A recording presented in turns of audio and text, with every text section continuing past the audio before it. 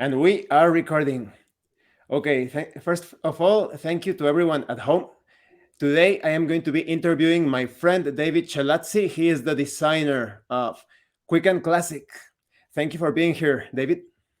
Thank you for having me. It's a real pleasure. Now, I think the most important question, David, how did you get started with tabletop role playing games? Well, to be completely honest, I didn't want to because I thought there were already amazing games out there. And then just one random afternoon, a few mechanics came to my mind with the basic idea of giving the taste of old school RPGs, but with quicker, faster game mechanics. And also, I have to say, I have a passion for trying to design mechanics for having characters actually work together. So this is how it started. Hmm. And I just came when I did it. I had just finished, say, a couple of years of intense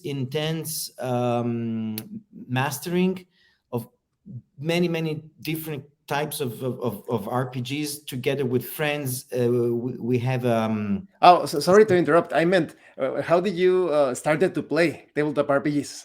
Like your how beginnings, yeah, because I think that's going to give us a great insight on how everything started, like your first RPG, for example. my first RPG. Okay, this is. I'm sorry. This is a very nice. I hope story. I was something around 10, and I have an older brother, and I told him one afternoon, look, why don't we play like soldiers or war games tomorrow? And he said, tomorrow, no, I can't. And I said, why? Because my friends are coming down to play. And I said, ah, really? Can I join? And he said, no, it's a different kind of game. And I went, different how? How do you win? And they say, you don't. And that was my, ticket into Mhm. RPGs. But to be honest, my that was my first Dungeons and Dragons game. I really loved it, and I played an Alfling, and I died in I think less than 5 minutes by poisoning from a spider. But that was it for me. I mean, it was it, like anything I have seen before. You know, Mm. the type of immersion you get, the type of excitement playing with other guys, and I think it makes a bond between people, which is incredible. I've only seen people playing in bands getting the same type of bond, like role-playing gamers again. Yeah. That's a great comparison. I actually made that comparison in another video. I said it's kind of like playing in a band, but you also, when it comes to the immersion created through roleplay, you also want the immersion to keep on going. So you want to preserve that fiction or that fantasy. So picking up on that, you were thinking about a quicker way of resolving things in tabletop RPGs when you design Quick and Classic. Yes, I'm still number one fan of the old editions of Dungeons and Dragons. I mean, I have nothing against people trying to do it different, but I'm bound to the old editions, and I still love playing them privately, say. But I wanted to make the mechanics a little bit faster and creating something to group characters' action while keeping the same flavor of the old school. And that this is how Quick and Classic was born, actually. Would you say that fantasy is your favorite genre? It is. I'm also very much into punk metal style of imagery and post-apocalyptic in a way. That's also my background, but classic fantasy for me, it's still number one, and it's a wide definition. It could be Conan the Barbarian, of course, Stormbringer, or Willow, or other movies from the 80s, of course. It can be Lord of the Rings, of course. That's one of the Bibles, say, of the genre. So yes. classic fantasy still makes my day. Now, for those of you at home that don't know about Quick and Classic, I actually have an actual play going. We are currently in part 3 of our campaign. It's called the Dark and Terrible campaign, and we are using the Quick and Classic game. You also have the companion volume. Now, something that I really like about Quick and Classic is that everything is resolved with a single die roll. How did you actually come to that idea? It was a challenging idea in a way because uh, very early in the game design, I thought, oh, well, maybe that's too fast. And I said, maybe people will get disappointed, like they roll a die, they solve an action and say, is this it? But then when I started testing the game, I saw that, it works very well. You roll one dice to solve one action, say one scene, but that gives you the opportunity of evolving the game and the adventures very fast, and scene after scene you keep the dynamic on, so you don't end up by thinking that it's too dry, and it's so fast that it really enables you to get along with the story, or make it as articulate as you wish. So that was the basic idea. There was one thing that made me try to invent something different: initiative. I love the old school initiative. Each character has his own turn. You roll for initiative, but it was a little bit too slow. It worked good when you have one foe, one villain, and say 4 characters. But when you have, say, 10 goblins and 6 characters, it can get very slow. And I wanted something to make that fast. I think that's one of the strengths of Quick and Classic. A lot of people that watched my actual play, they were like, "Oh, but you need great mastery of the system in order to do that." And no, it's very simple. You roll a single die for the entire combat round, and they were like, "Whoa!" Like it was a completely alien concept to them. I actually heard people, well, mostly like grognard type of people, that they say, "That's not a role playing game. You cannot role play that." And there goes my actual play to showcase that it is actually a tabletop role playing game. So I think it is quite revolutionary in terms of rules light systems, because there are other RPGs out there like Black Hack, but they still follow that D20 model of initiative and making your rolls. But this is so fast, so streamlined, and I think any tabletop RPG campaign out there can be played with Quick and Classic. Absolutely. Now, when it Yeah. comes to the inspiration for the Quick and Classic world, did you have an idea when it comes to this like medieval low fantasy setting? I am fortunate enough to be born and living in Tuscany in Italy, and I mean these apply pretty much to all Europe. Of course, I don't want to sound super snob here, but if you live in Tuscany, you're practically born and breathing classic fantasy all the way in. You live among castles, legends, history, real history, costumes, amazing places, people talking about it, people reenacting it. So it came naturally. That's my tradition. So for me, it was quite simple to stick with that. I think I immediately identified that. I thought this is pure Italy, like medieval Italy in fantasy format. A lot of people that have visited Italy always tell me that it is a magical place, or specifically when they visit those old castles and ruins and all of that. Now, when it comes to role playing, would you say that at your early start in tabletop RPGs, did you had a good notion or idea of what roleplay was all about, or were you still like stumbling about and playing it more like a board game and things like that? Uh, no, for me it was very much instinctual. You have to forgive me because, of course, English is not my first language. So, but yes, it was pretty much easy to slip into the role playing type of approach. My personal favorite is a mixture in between. Um, like when it comes to the real action combats and all, I like that you have some board game aspect to it. But of course, I do love role play, and something I notice, people when you mention role play, they think it necessarily involves very long speeches, very long interpretations. It's not like that.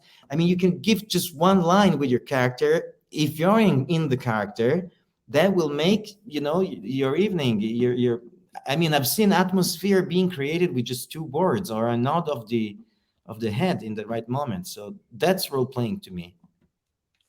Yes, I think that recently there is some sort of role playing revival because a lot of people had forgotten the role play aspect. They couldn't combine the game with the role play. And I actually recommended in my video, I think I sent you the link to that video. I recommended Quick and Classic as the best role playing game to learn how to role play because the major conflict resides in that people cannot understand how to combine the game with the role play. But with Quick and Classic, the rules are so simple. You can stay in character all the time. And when you carry out your role, that's like the game part. Oh, you lost this number of life points, or oh, you spent one ration. And that's basically it. Now, when it comes to the design of the companion, the Quick and Classic companion, what did you have in mind when it comes to expanding the game? How did you come up with those ideas for the battle system, extra classes, etc.? Oh well, when I look when I had the basic manual, I thought, yes, this is all you need to play. But then I I wanted to expand because when I was a kid and I was playing the Dungeons and Dragons boxes, there was the companion box, and there you started to build your own castle. You had an army. There was a system for that, and when I was a kid, I said, "How cool is that?" I mean, it really makes you a completely different, say, scale of the gaming. No, you don't have to do that. You can be a roamer with your character. You don't settle down. But if you want to do it, it's good to have a game system, a game mechanic to do that. And that's how the companion was born. And then I realized also, because I didn't give a long description of the quick and classic board in the basic manual, I thought, let's put in the companion a way to create your own quick and classic word. So there's a word generator, there's a dungeon generator, there are lots of creatures in the monster list that you can use to populate your word. There are lots of hints on how to create new creatures. That's where I wanted to bring my players. Build your own quick and classic word. There's not one quick and classic word. You can build your own. That's what I like of the companion. It actually expands upon the core material. I prefer when the core book is actually everything that you need to play. And any expansion, companion, etc., should be something that works upon those ideas like, hey, you have the core system, but here's even more material if you want. It is not necessary, but it is there if you want it. Now, when it comes to the psionic class, were you always like fond of psionics, or because some people think, oh, psionics have no place in fantasy, but yeah.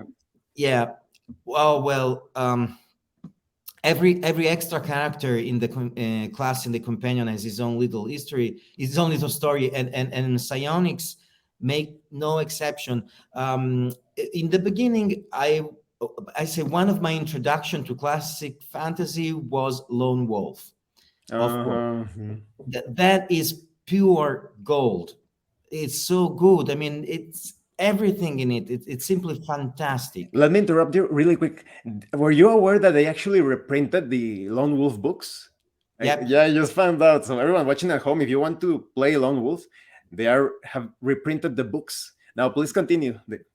Yeah, it's amazing that they did it, and so in the Lone Wolf world, your character had psionic powers. So I was, that was some sort of imprinting for me, and then my game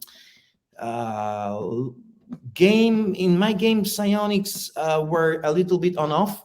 There was a fantastic zine in Florence in the late 80s by a bunch of guys, and they were amazing. They wrote this zine, and they had fantastic ideas, and they dedicated some space to psionics.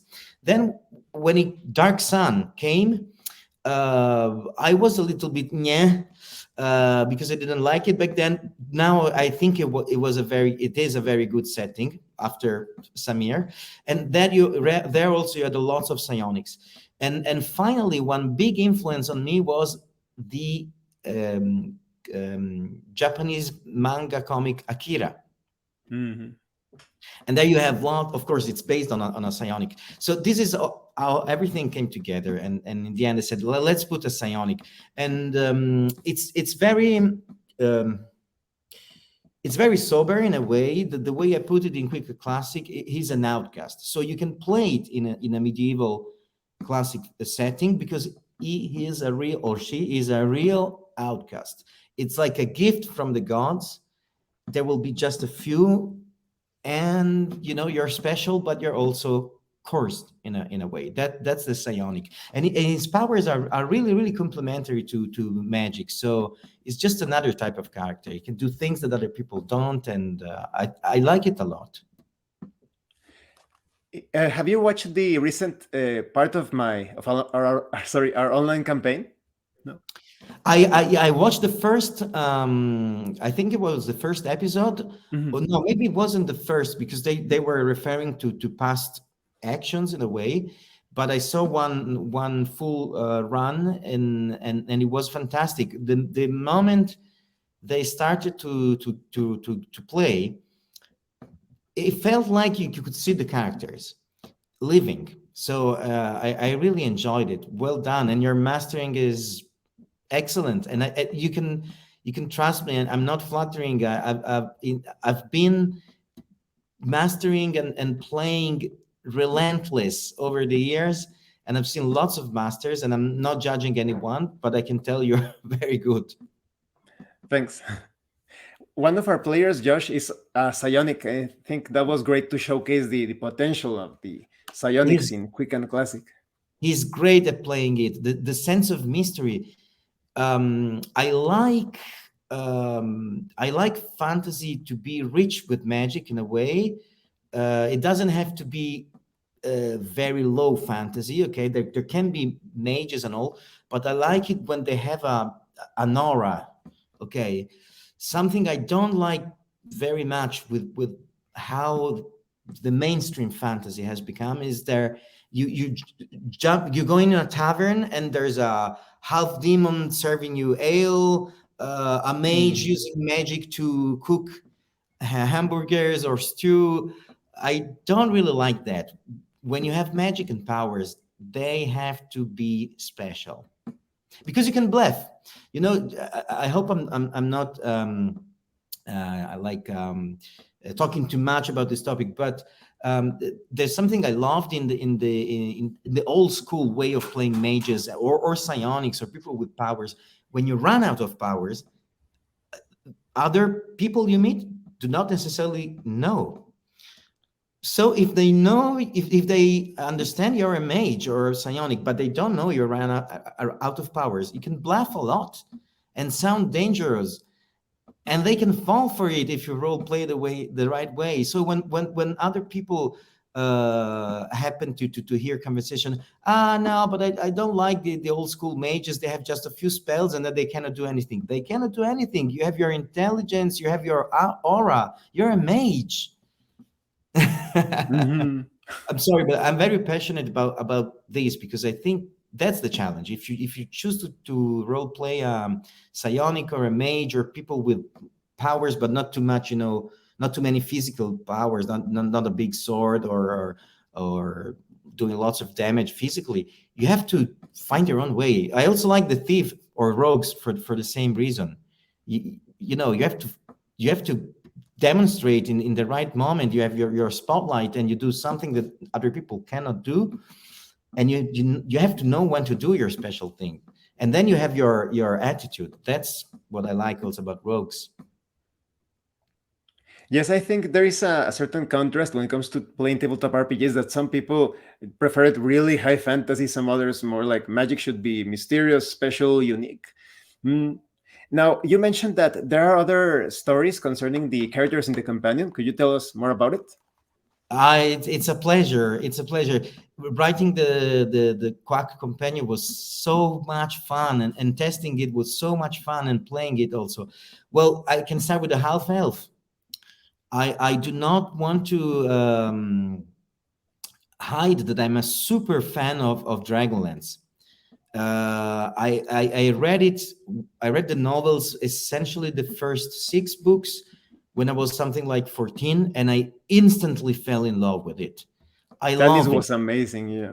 Anis was amazing, and if you look in the companion, I shouldn't say, but maybe the half elf character might vaguely show where the inspiration came from. Yeah. If everyone at home can see, you can see like a Tanis inspired character in the center. It's Anis inspired. I mean, the beard, so yeah, Tanis was a big inspiration. It was, I think, a very special character for me, and I think the authors of Dragonlance really made a half elf look and behave like a half elf should.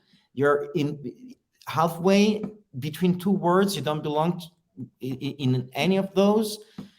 It's a tough role, but it's you know it gives thickness to your character. It's real. And then the gnome, because I one of my um, custom players, he's so good at role playing any sort of characters, but he created a gnome over the years, which really became special because he started very humble, and then ended up in as a sort of hidden dark power of the land. And so I really like the gnome, and something the first time you met gnomes, they really look like dwarves. And you say, what's the difference? No, if you read the description in some of the historical books, you say, okay, it's a gnome. It lives in the mountain, is short, big nose, so it's a dwarf. No, they're so different, and you have to find a way to make it different. If you want to talk about literature, the Shannara books, of course, they make a big difference between gnomes and dwarfs. I also love Shannara, and so I wanted the gnome to be more twisted and grim looking, and it can really do some tricks with rocks. It doesn't just live in rocky settings. It really can shape rocks and modify it with some sort of rock magic that he has. And there was the gnome. What else do we got? The half orc. The half orc. I'm also a fan of that. That also came from old school manuals and Dragonlance too. Half orcs are great, and my idea was to make half orc not in a sort of World of Warcraft way, okay, but they are, but bandits, more or less, they're bandits, okay. Something I like about old school is cliches. Nowadays, if you say cliche, people will jump at you and say you're narrow-minded, but it's not like that. Cliche, it means there is a tradition behind it, and a half orc is a half orc. I mean, given his heritage, it will be some sort of roguish or bandit sort of character. It's not good, but it doesn't mean is a slaughter, the killer that kills everything. Okay, you have to live with its dark heritage in a way. So that's the half orc, and that's a little bit of the stories behind the extra characters. That's very interesting. Yes, I think sometimes it's more about the archetypes, like those classic models have become so ingrained and so typical of the genre. They are more like a powerful archetype. Maybe people should look at it like that. Now, when it comes to, you said that there was the uh, science fiction version of Weekend Classic in the works. Can you tell us a bit about that? Oh well, essentially, the Quicken Classic engine can run also with different types of settings. Okay, of course you have to change something in the powers of classes, because those are pure classic Fan- fantasy, medieval fantasy. But you can do it easily if you are into the mechanics. Of course, I have a good understanding of the mechanics, but I mean everyone can easily get his grasp on the game. It's not a difficult game to play and to learn. So I realized that it can easily adapt to also science fiction, and it's one of the projects I'm currently working on. There's so much material for Quick and Classic that I wrote, and being an independent author, for me, the challenge is to get a very nice production. I want my manuals to look like true manuals, so that the graphic layout, of course, all the images and the graphics needs to be at the right standard, and the production, everything needs to be perfect in a way, or at least I hope so. And so it takes me time and also resources to produce manuals, but I have lots of stuff that I want to produce. I think the very next thing that will come out for Quick and Classic is an adventure, and it's a little nice adventure that I hope people will enjoy. And I don't want to spoil anything about it, but it's a spicy little nice adventure, and it starts giving flashes of at least my uh, um, build up of the Quick and Classic board. I will give some names of cities, or just start to bring people a little bit into some of the details of the settings. I'm concluding this part of the question. Why am I doing so? I didn't want to make an atlas, because when I was a kid and I was reading settings, they were great. There were lots of imagination and stuff, but my feeling was, okay, I'm a dungeon master. I have to read 100 pages of a setting, digest everything, and then how much of it will I translate to my players? And the answer was, well, almost always just a little bit. So I thought that the big atlas and setting manuals were mostly intended for dungeon masters, not for players. I wanted something to be usable by players. It has to come back to the players. So I prefer to give flashes of the world, of the setting, in the official adventure modules. Okay, it's like you give some stroke of color on a canvas, and you immediately give the idea. I don't want to bore people with pages and pages and pages and pages on who's ruling that city, what happened 100 years ago. That's all good, but it's not my way of bringing people in the action, in the true life of the world. So it's more like a modular setting that little things are revealed as you are releasing adventures and different Yes. books. Do you have like a favorite campaign setting that is apart from Quick and Classic of the Dungeons and Dragons or any other role playing game? Do you have like my favorite setting, something like that? Oh, yes, absolutely. I'm a super big fan of Mystara, the setting of the colored box of Dungeons and Dragons. Not, I mean, that was a big inspiration to me. Mystara is one world where you have pretty much all of it, different settings and different ages mixed together in a sort of um, Like a mixing pot of so many cultures in a melting single. pot, exactly. Some people find it annoying. I always found it fun. It's fun to play. Not all the regions of the world are of that world, of that setting, are my favorite, but many are. The second one is Dragonlance, of course. I could play in that setting anytime. It's just I love it. And unofficially, of course, I adapted some adventures to the Shannara world. Nothing official. It was done privately. Of course, I would never do it. There are copyrights and all, so it's just private. But I adapted some game mechanics or systems to play adventures in the world of Shannara, and it was amazing, amazing. We had so much fun. Were you ever planning like to release a specific Quick and Classic book that dealt with a particular genre, like Quick and Classic horror version or Quick and Classic things Yes, well, there's the science fiction project, but I have to be honest. I don't know how much time it will take me. And there's another project for Quick and Classic, is a adaptation of the rules to a very specific type of setting. I will not reveal what it is, but say it's a classic of the fantasy genre. So it's a special edition, say, with the modifications to the rule set, specifically for one particular kind of fantasy classic word. And so Now, when it comes to you participating as a player, do you have like a favorite character class?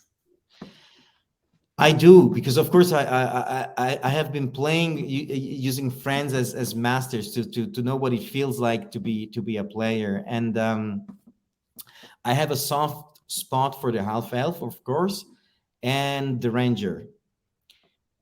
The ranger is I love rangers. They're my favorite archetype, also from Lord of the Rings. If I have to name one character from Lord of the Rings that really stays in my heart, is Aragorn, and Faramir as well. So I love rangers, and also the Crusade, because I have also a passion for knights. I love knights and clerics. So the Crusade is a class that mixes the knight with the cleric. I just love it. I love armors, and there's something about them. You're a knight. People say it's boring, because no, it's not. I mean, playing the good guy, it's not as boring as people think it is. There are many types of good characters. There is the character that has to follow a code.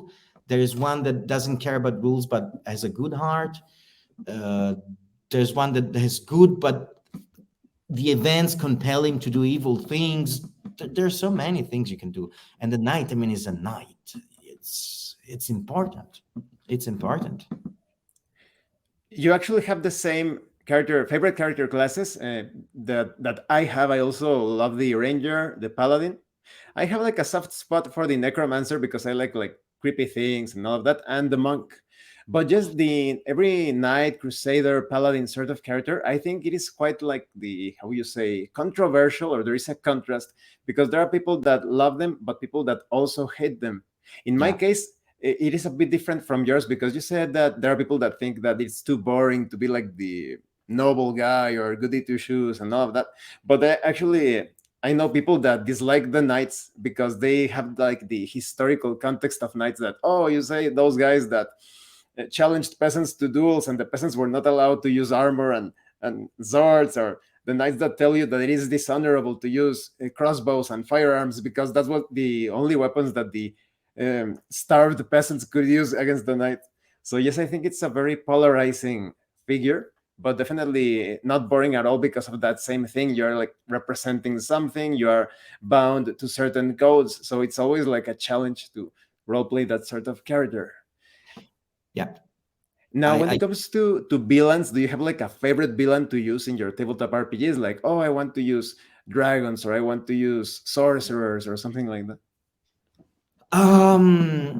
I try to vary in a dynamic way, because when you have people playing with you in a one shot, like with the association I belong to, and I'm a member of an association that has nothing to do with the fact that I am an author.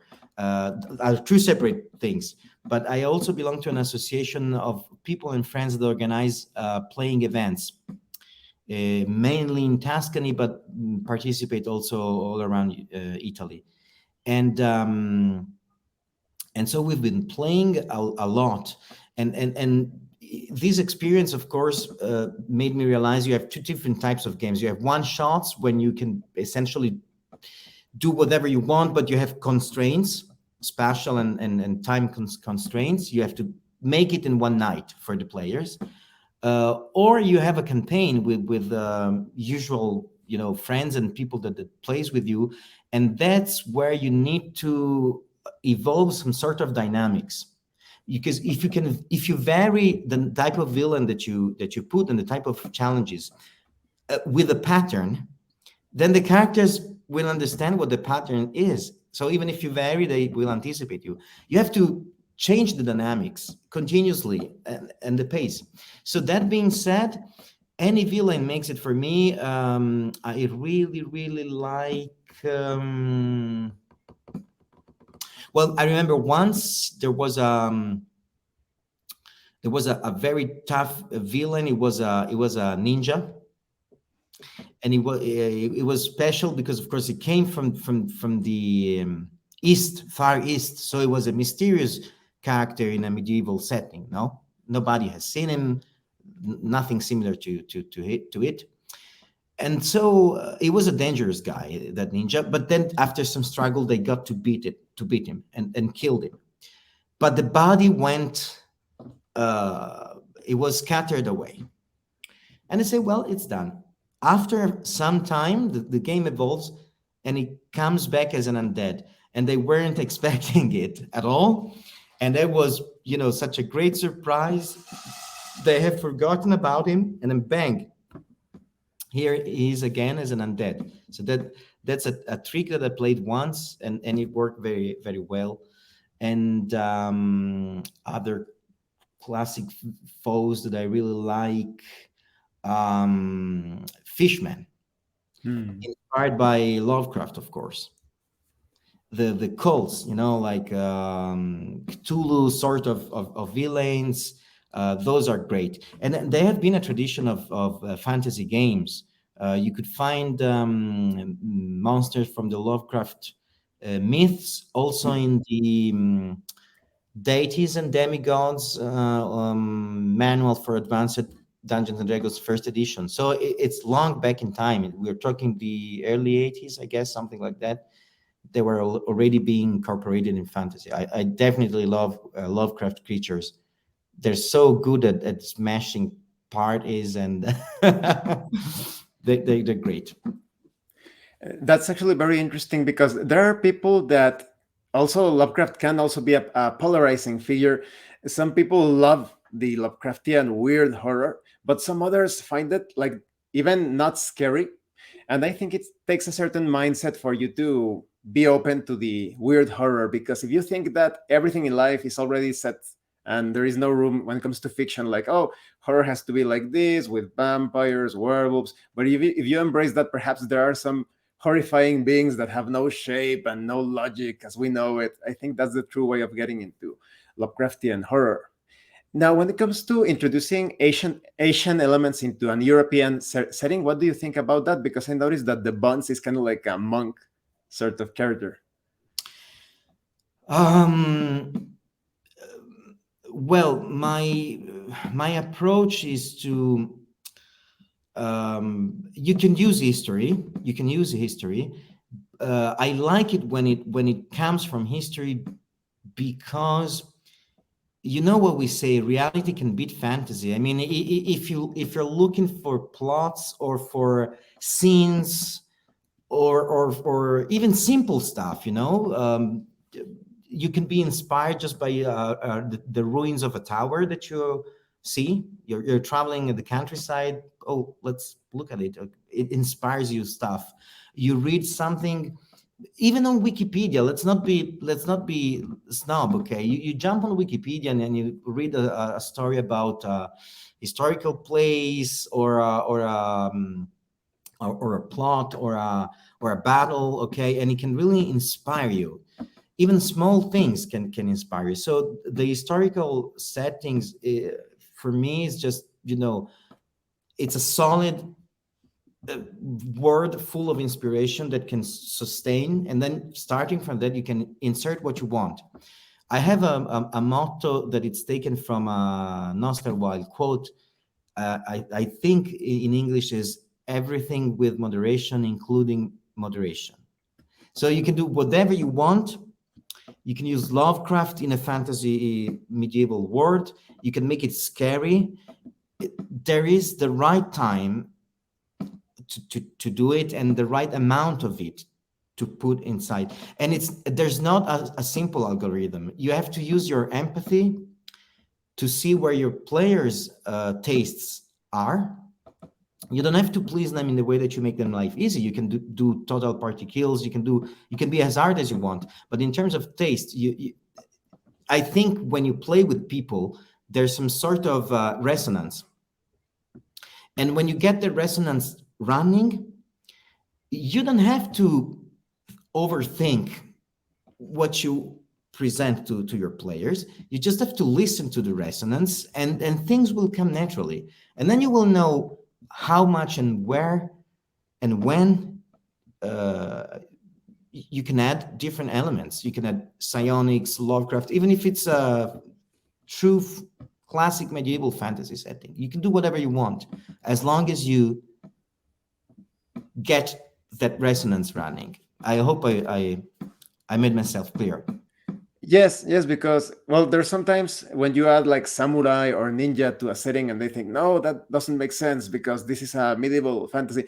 But even if you look through history, there are many cases where people from Japan actually, I understand that also from China, they went to the West in order to learn things from the West, and they actually took back those techniques. Sometimes people think that Absolutely. some combat maneuvers are Yeah, specifically Japanese, but they actually learned that from medieval knights and they took sure. it back to their home. It's incredible. If the moment you look just a little bit into history, now you can do it with there are fantastic YouTube channels of people that tell history, and the world was so much connected. Now you think that nowadays the world is connected because we have iPhones, planes, computers, and of course. I mean, we can have, me and you, we can have this fantastic chat and link with people, and that's fantastic. But even back then, in the classic ages, the world was so connected. Human beings have been traveling all around the world since ancient times. It's a trademark of our DNA. Regardless our origin, place can be Europe, Africa, East. People have been traveling, people have been connecting much more than modern people think. So you can have your monk from the East. There is the monk class in Quick and Classic because I love the monks. And I fell in love with the monk class when I was just a kid, and I was starting to play fantasy games, and there was a catalog of miniatures. I don't remember if it was Raul Partha Well, or Partha, probably. Mhm. yeah, one of those fantastic companies that made miniatures. And I was, oh my God. I was looking at in the catalog, they were all painted, and they were painted quite good, and they were amazing. You look at the monsters, at the characters, and there was a monk miniature. It had scimitar strapped on the back, and it had this sort of stance, kung fu stance, and that was it. When I saw the miniature, I say, "Oh my God!" And it fits so well to me in the classic setting. It would be a special character, of course. You have maybe one monk in the party, and maybe just once if it dies as a master, you could say you will have to go through some challenges to find another one. That adds spice to your game. No, it's like a special class. You can play it one, you allow one of your players to play one, and then you say, if it dies, you can get to play another one, but it will have to be, you have to get to it.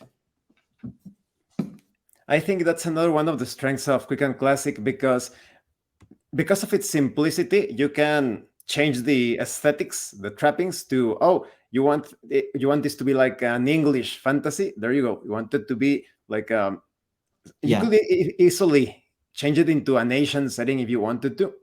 In a few days, I'm going to start a review that it's basically a system agnostic Polish setting, and I'm going to be recommending Quick and Classic. I'm going to tell my viewers, if you want to play this setting, Quick and Classic can handle everything. Just handle it in the Polish way. Now, I am curious about the European RPG setting. Would you say that um, they are good or efficient or good role players, good gamers when they play tabletop role playing games? Um, well, let's put it like this. You have two basic approach in classic fantasy. Now, if you go back to the old school days when the genre of fantasy role-playing game was born, part of it was historical, and you can read it in the manual that it was historical, because the monsters, the traditions, they all refer to folklore of Europe, of course, not only Europe, but mostly Europe. At the same time, there was a superhero taste to it, which was coming from the American background. Okay, and the two things went a little bit together, and I think they had a good balance. Then at some point in the history of fantasy role-playing games, the two things parted a little bit from one from the other. And of course, here in Europe, we tend naturally to stick more with the historical based one. Generally speaking, okay, don't take it as 100% cases, but mostly because it's our education.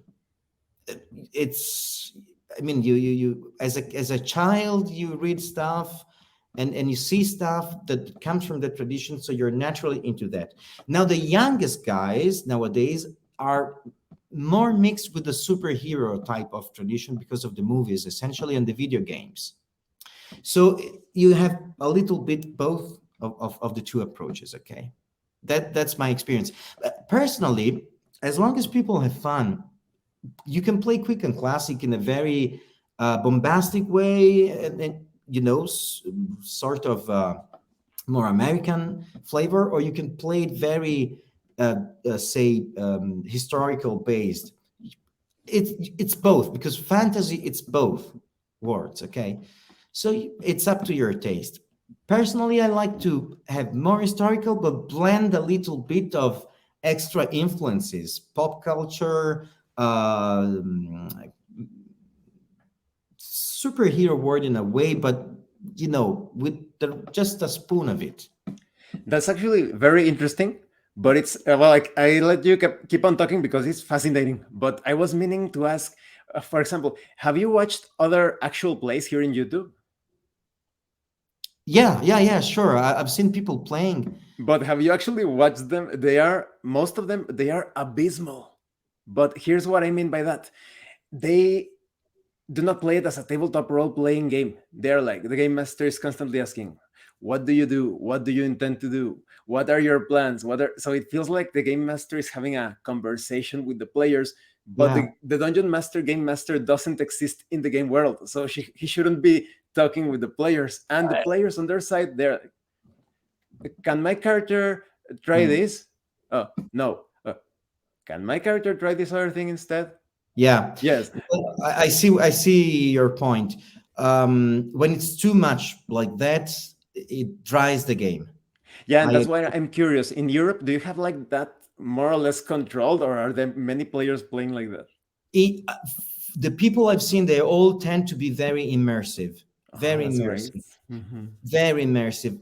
Sometimes I should say for even too much for my tastes, because I love immersion. It's one of my. I try to make it one of my trademark as a author when I write description, or as a dungeon master when I play.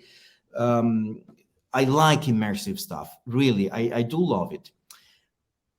But that dimension of the dungeon master jumping for a second, a little bit out.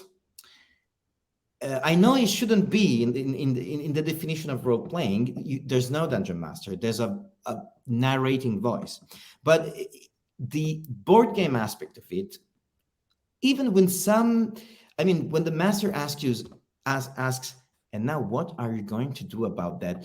There can be this sort of challenging tone if you do it the right way, or the right way. If you make it like it's a tiny moment of challenge, you're challenging your players, that can be very fun.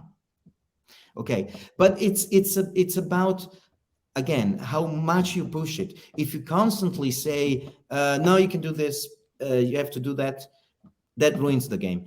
And I mean, one of the first rule you hear when you try and not being a good dungeon master, it's not like you're being a good physicist or a good doctor. It's game, okay? It's a game.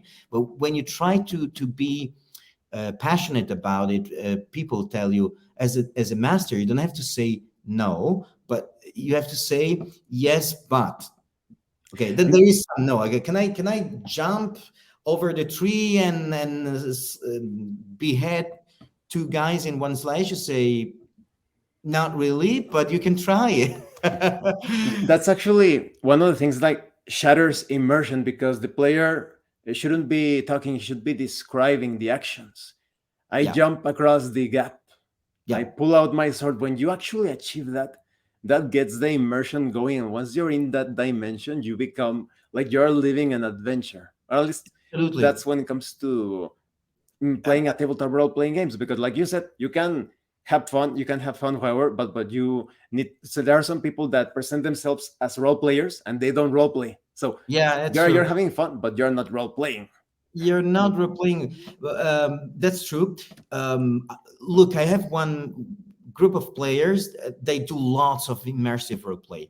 Sometimes I make fun of them because I say, "You're the easiest team to master." I show up with my cup of tea, give you the first line, and then you start role playing together, and all the ethics, choices, torments of the soul, and they spend a lot of time on it.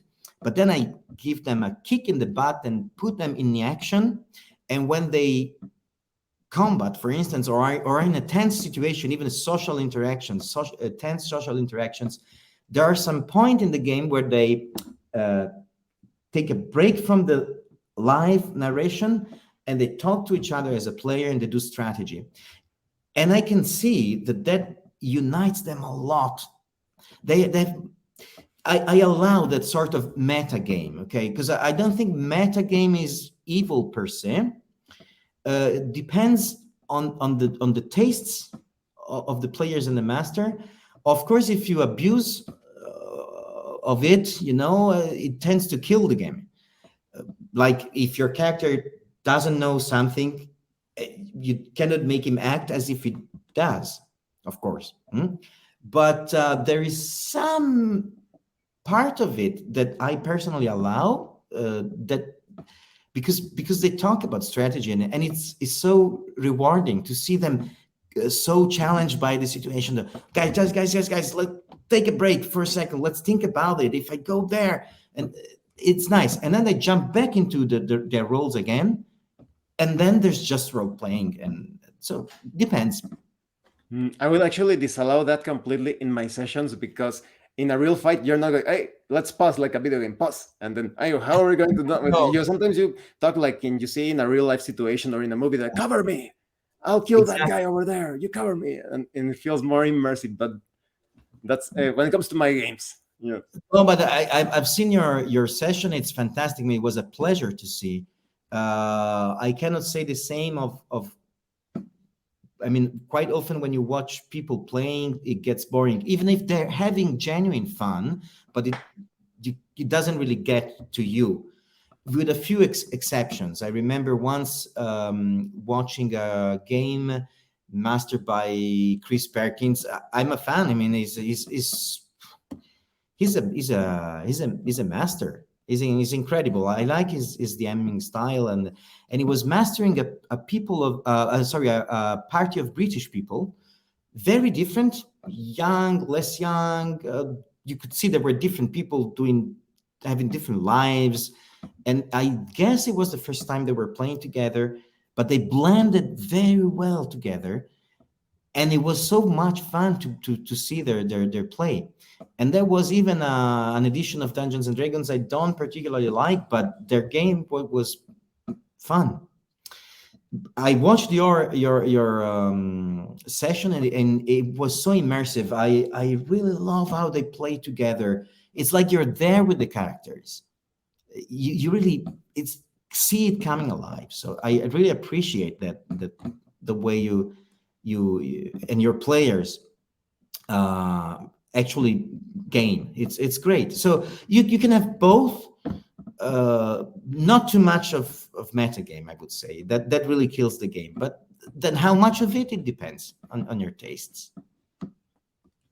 Yes, I think that when it comes to Quick and Classic, it is a perfect RPG to achieve that balance, because the only out of character things are like the results.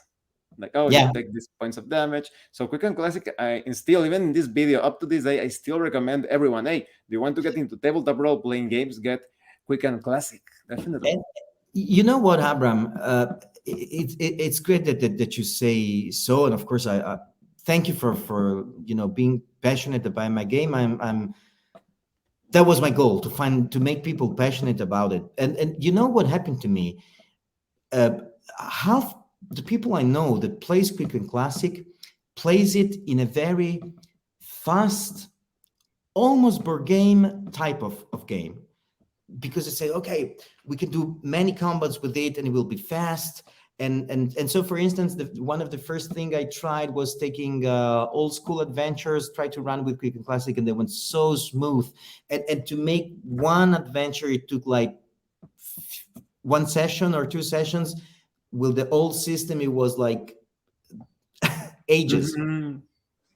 The other half of people passionate about Quick and Classic think like you and say, because the mechanics are fast, it can leave much to the interpretation.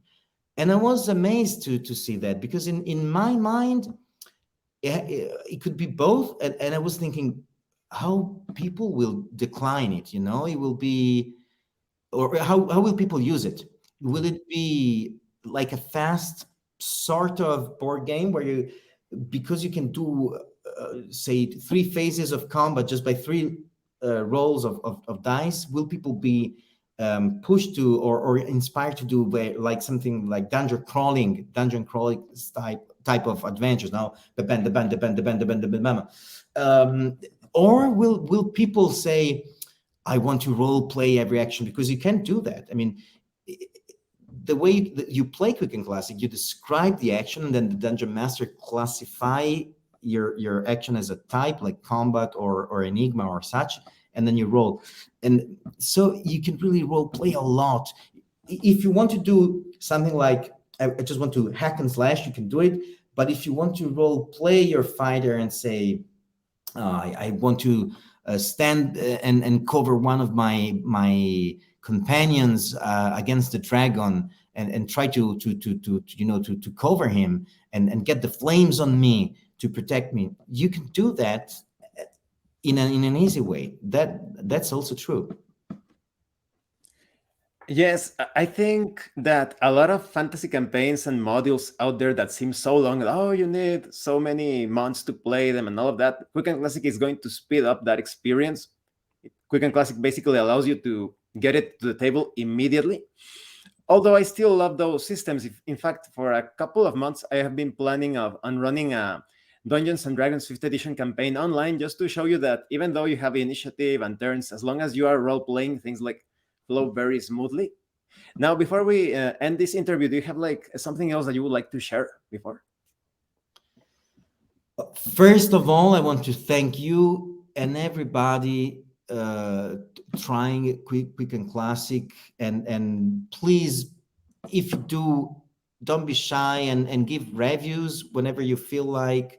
Every kind of review is useful. Every kind of feedback is important. I love to see people playing it and talking about it. I don't do it for a living. It's a passion for me, but I do it like I would if I had to live on it. Okay, so that's my will, is to thank people if they're trying it, if they're having fun with it. I say a big thank you, and thank you, Abram, for spending time to talk about it, to play it. The second and last thing I want to say to people about Quick and Classic, it's a light rule set for one reason, because I think rules are important. I wanted to give a solid backbone, but then based on that solid backbone, it gives you space to play it the way you want. So don't think there is one single way to do it. There's one single way to get to play the mechanics, to create the world, to live the classic fantasy world.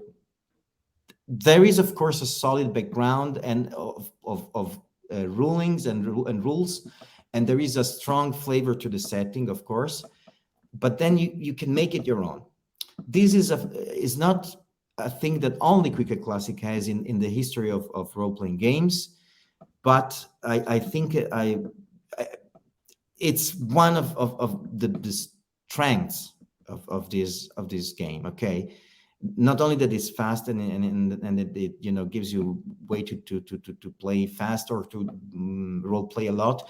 Also, you can shape it a little bit the way you like, and it will be still Quick and Classic. You will not break the game. You will not turn it into something else. You can give it your own character, and it will stay Quick and Classic, but it will be your Quick and Classic. Yes, definitely. For those of you watching at home, please tell everyone about Quick and Classic, because sometimes these indie produced games are not given enough exposure. I've had people in my reviews, in my actual plays, telling me, "Oh, I didn't know this game existed," or "This is what I was looking for." This is so definitely get the word out there. Once again, thank you to David for being here with us today. Thank you, David. Thank you. And we are stopping. Oh, before we end this video, the channel's motto: it is better to roleplay and fail in character than not to roleplay and fail as a player. Once again, thank you to everyone at home watching us. And we are stopping the recording right now. And if you want to support the channel, oh, the video is cutting out. Sorry. If you want to support the channel, the information will be in the description. We are stopping the recording in 5 seconds. Goodbye.